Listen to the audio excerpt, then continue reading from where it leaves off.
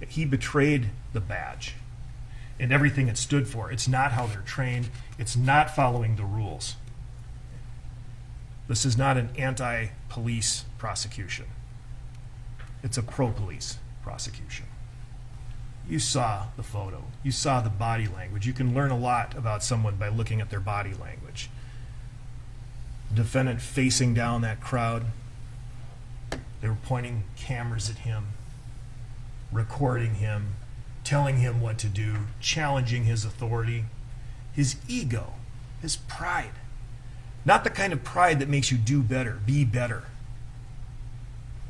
The kind of ego-based pride.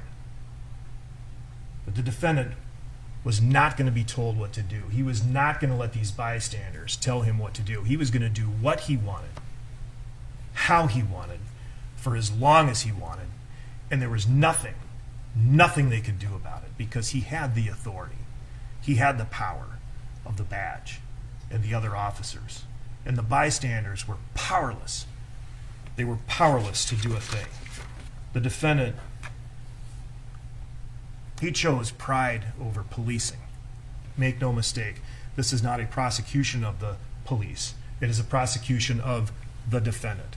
And there's nothing worse for good police than a bad police who doesn't follow the rules, who doesn't follow procedure, who doesn't follow training, who ignores the policies of the department, the motto of the department, to protect with courage, to serve with compassion.